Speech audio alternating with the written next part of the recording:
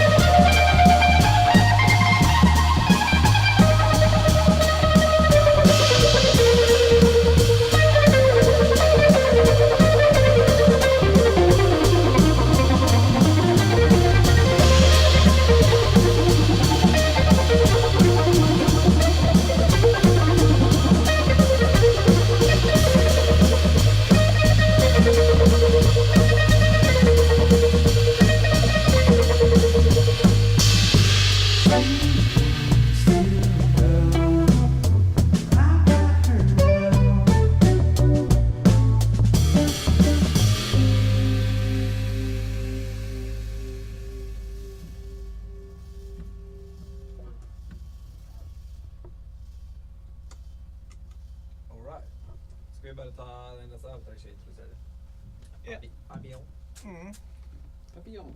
Cool. We'll jump up to the next one.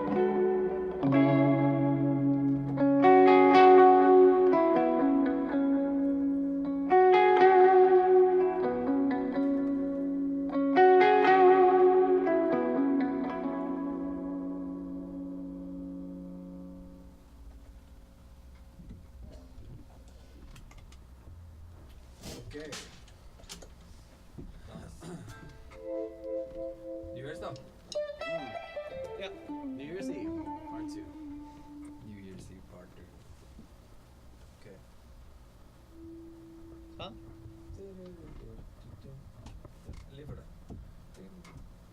Ja, det er jo det hver gang. Ok. 1, 2, 3, 4.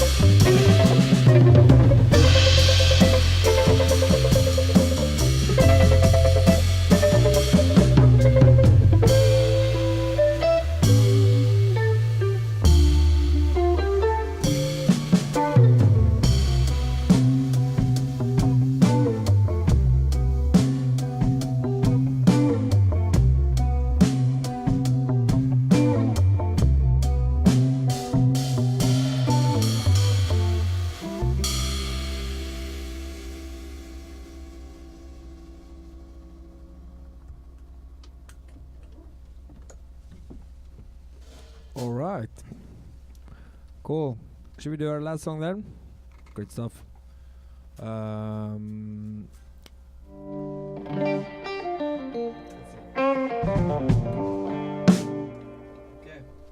Er dere klare? Jeg er klar! Nice. All right, we're Orions Belte. Hvordan skal man si det egentlig? Orions Belte. Yeah. Okay. We're Orions Belte from Norway. This is our last song. It's called Joe Frazier.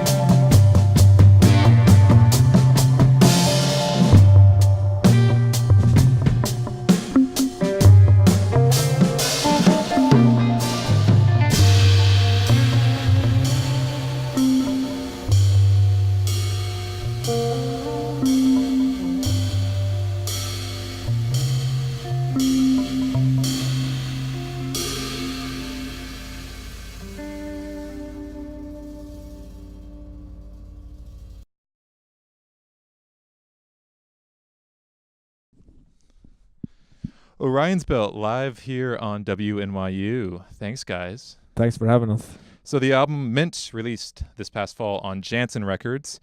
This is your first time in the U.S., is it? As a band, yeah, that's right. Together, all of you. You've toured in other bands here in the U.S.? Yeah.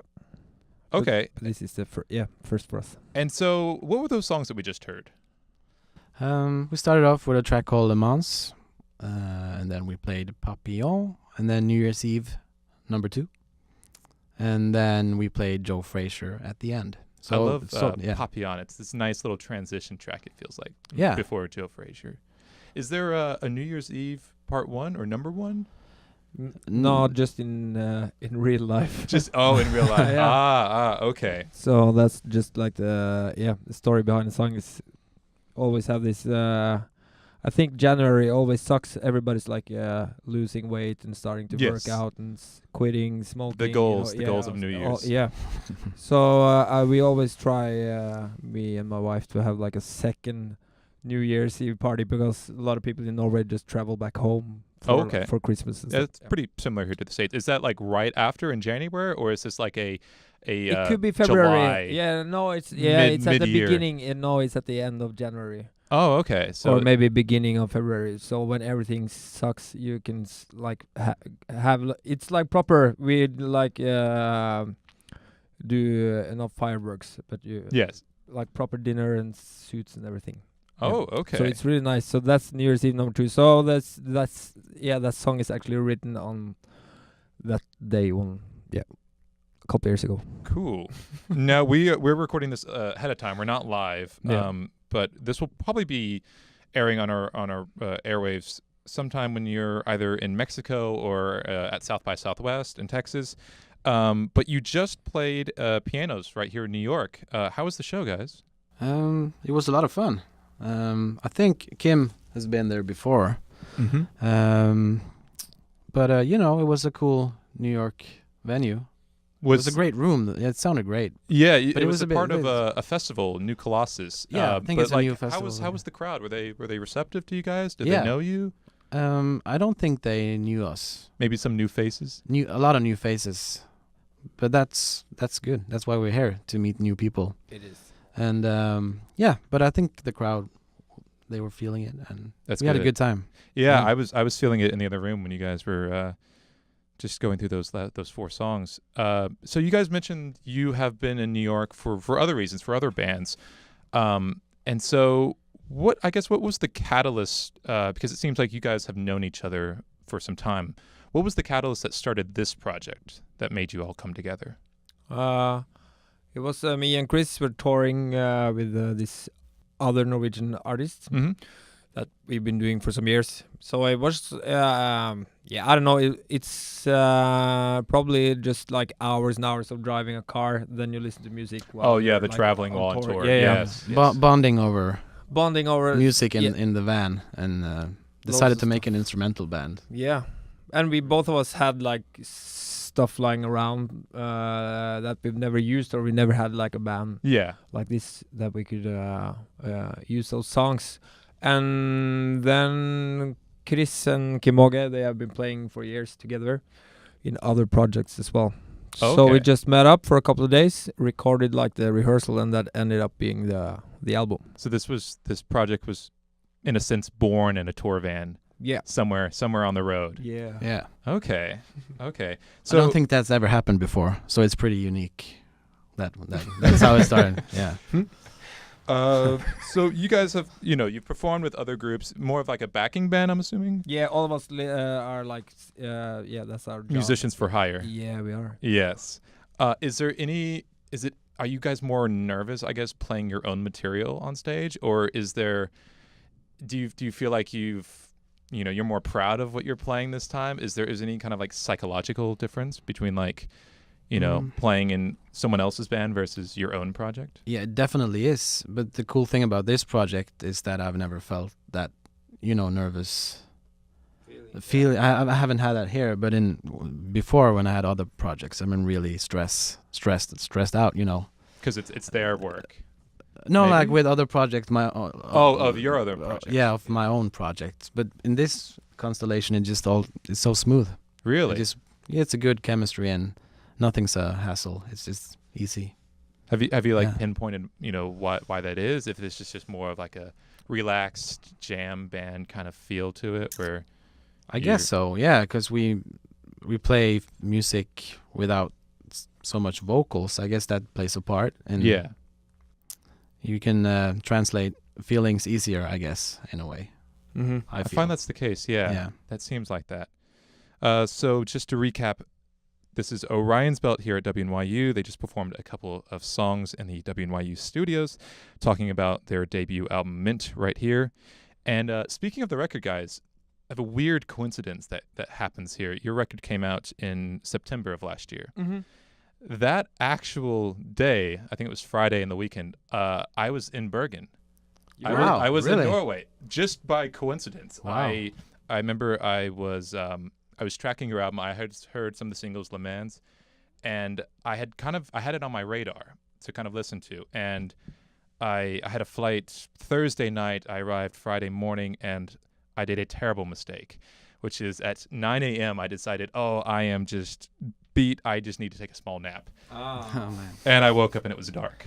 It was 6 p.m. and in this post jet lag stage, I was like, I really, I was like lying in bed, but I really want to listen to this album. So I listened to it straight through. I don't think I even moved for like an hour. And this instrumental kind of dreamlike quality really played into that first listening experience for me.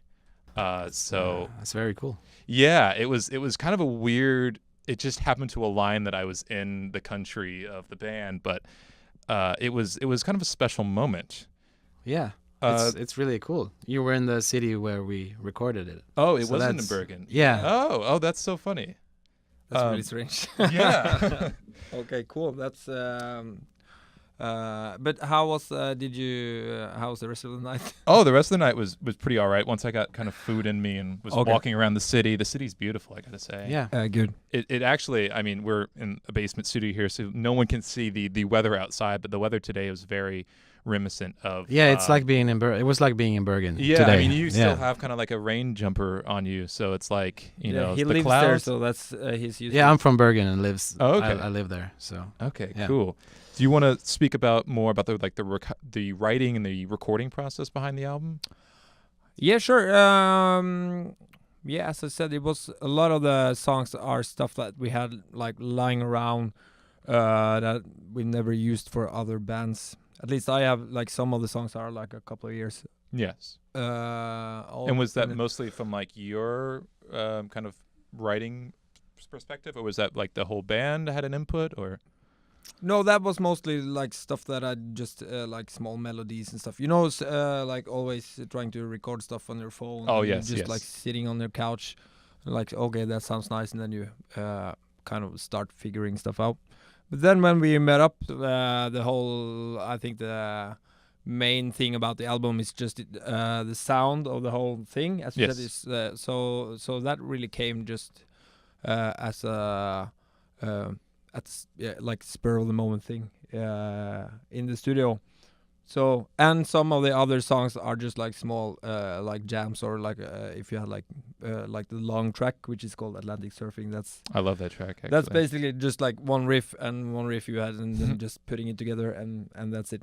So, yeah. A lot of like krautrock influence, a lot of like yeah, for looping sure. and kind of drone-ish sounds to it. Yeah, absolutely. Now, you guys talked about kind of the instrumentation. It's more of an instrumental project, but there are some words in there. I see, Chris, you were singing a little bit, and yeah. you know, it's a very small amount. So I was wondering, was there something special that just compelled you to add some vocal mix on there?